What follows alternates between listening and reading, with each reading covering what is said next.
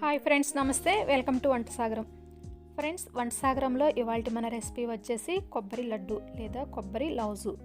ఈ కొబ్బరి లౌజుని ఏ విధంగా ప్రిపేర్ చేసుకోవాలో చూపించబోయే ముందు ఈ కొబ్బరి గురించి కొన్ని విషయాలు మీతో షేర్ చేయాలనుకుంటున్నాను. ఈ కొబ్బరి బలానికి చాలా మంచిదన్నమాట. నీరసంగా ఉన్నప్పుడు, బలహీనంగా ఉన్నప్పుడు ఈ కొబ్బరిని తింటే బలంగా అనిపిస్తుంది, స్టామినా వస్తుందన్నమాట. హెల్త్కి కూడా చాలా మంచిది. కేరళలో అయితే ఈ కొబ్బరి ఆయిల్తో కూడా వంటలు చేసుకుంటారు, మనందరికీ తెలిసిందే. సో మరి ఇటువంటి బలవర్ధకమైన ఈ కొబ్బరి ఆహారాన్ని మనం ఈ విధంగా కొబ్బరి లౌజ్ రూపంలో ప్రిపేర్ చేసుకుంటున్నాము. ఇది చాలా ఈజీ ప్రాసెస్, తక్కువ ఇంగ్రీడియంట్స్, ఎక్కువ టేస్టీగా ఉంటుందన్నమాట. ఈ రెసిపీని ఎండ్ వరకు చూడండి. నచ్చితే కంపల్సరీ ఒక లైక్ చేయండి, మీ ఫ్రెండ్స్కి కూడా షేర్ చేయండి. ఇంకా ఏమాత్రం ఆలస్యం చేయకుండా ఈ కొబ్బరి లౌజ్ని నేను ఏ విధంగా ప్రిపేర్ చేశానో ఈ వీడియోలో చూసేద్దాం. ముందుగా ఒక కొబ్బరికాయని తీసుకొని పగలగొట్టి పెంకు తీసేసి చిన్న చిన్న ముక్కలుగా కట్ చేసుకోండి. వీటిని స్లైసెస్లా చేసుకుంటే త్వరగా మిక్సీలో గ్రైండ్ అవుతుంది. మీకు ఓపిక టైం కనుక ఉంటే ఈ కొబ్బరి ముక్కలకున్న పై పెంకు, నల్లగా ఉన్న పెంకుని తీసేయండి. ఈ పెంకు కొద్దిగా అరగదనమాట, తేనుపులు వస్తున్నట్లుగా ఉంటుంది. టైం ఉంటే వాటిని తీసేసుకుంటే ఇది అరుగుదల త్వరగా జరుగుతుంది. నాకు టైం లేక ఈ పెంకుని తీయట్లేదు, దీంతోనే వేసేస్తున్నాను అనమాట. ఈ కొబ్బరి ముక్కల్ని మిక్సీలో వేసుకున్న తర్వాత మిక్సీ పట్టుకునేటప్పుడు ఒకేసారి పట్టుకోకుండా ఆగి ఆగి పట్టుకుంటూ ఉండాలి. వెంటనే ఆఫ్ చేస్తూ ఆన్ చేసుకుంటూ ఉన్నట్లయితే ఈ కొబ్బరి తురుము అనేది కోరినట్లుగా వస్తుందన్నమాట. వీడియో క్లిప్లో చూపిస్తున్నట్లుగా ఈ కొబ్బరి తురుము అనేది ఈ విధంగా కోరినట్లుగా ఉంటుంది. ఈ విధంగా మిక్సీ పట్టుకున్న తర్వాత ఎంత వచ్చిందో తెలుసుకోవడానికి ఒక బౌల్లో వేసుకోండి.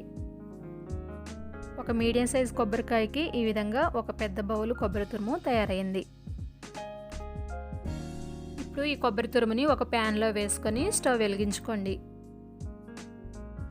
తర్వాత కలుపుకుంటూ 2 నిమిషాలు రోస్ట్ చేసుకోండి. ఈ విధంగా చేయడం వల్ల దానిలో ఏదైనా చెమ్మ ఉన్నా కూడా పోతుందన్నమాట. ఇప్పుడు 1/2 కప్పు తురిమిన బెల్లాన్ని వేసుకోండి. 1 కప్పు కొబ్బరి తురుముకు 1/2 కప్పు బెల్లం అనేది సరిపోతుంది. స్వీట్ తక్కువగా తినేవాళ్ళు బెల్లాన్ని కొద్దిగా తగ్గించుకొని వేసుకోవచ్చు. ఇలా బెల్లాన్ని వేసుకున్న తర్వాత అడుగంటకుండా కలుపుకుంటూ ఉండాలి. బెల్లం అంతా మెల్ట్ అయిపోయి కొబ్బరి తురుముతో కలిసే వరకు ఈ విధంగా కలుపుకుంటూనే ఉండాలి. చివరి వరకు కలుపుకుంటూనే ఉండాలి. ఏమాత్రం గ్యాప్ ఇచ్చినా కూడా అడుగంటుతూనే ఉంటుంది, కలర్ చేంజ్ అవుతుంది. కాబట్టి మనం కలుపుకుంటూనే ఉండాలన్నమాట. ఈ విధంగా బెల్లం అంతా కరిగిపోయి మంచిగా రోస్ట్ అవ్వడానికి నాకు 20 నిమిషాల టైం పట్టింది. మనం చేత్తో పట్టుకున్నప్పుడు ఎప్పుడైతే జిగురుగా ముద్దైనట్లుగా కనిపిస్తుందో అప్పుడు ఇది పాకానికి వచ్చేసినట్లు అనమాట. అప్పుడు కొద్దిగా యాలకుల పొడిని యాడ్ చేసుకోండి. నేను ఇక్కడ 1/2 టీ స్పూన్ యాలకుల పొడిని యాడ్ చేస్తున్నాను. ఇష్టం లేని వారు దీన్ని స్కిప్ చేసేయచ్చు. ఇలాచీ పౌడర్ని కలుపుకున్న తర్వాత ఒకసారి మిక్స్ చేసుకొని స్టవ్ ఆఫ్ చేసుకోండి. తర్వాత చల్లారే వరకు ప్రక్కన పెట్టుకోండి. ఇది చల్లారిన తర్వాత అంటే కొద్దిగా గోరువెచ్చగా ఉన్నప్పుడు కొద్ది ముద్దను తీసుకొని రౌండ్గా బాల్ లాగా చుట్టుకొని ఒక ప్లేట్లో పెట్టుకోండి. ఈ విధంగా మిగిలిన మిక్చర్ అంతా కూడా ఈ విధంగా రౌండ్గా చుట్టుకొని లడ్డూలాగా తయారు చేసుకోండి. ఒక కొబ్బరికాయకి నాకు ఇక్కడ 8 లడ్డూలు తయారయ్యాయి అన్నమాట. అంతేనండి, కొబ్బరి లౌజ్ రెడీ.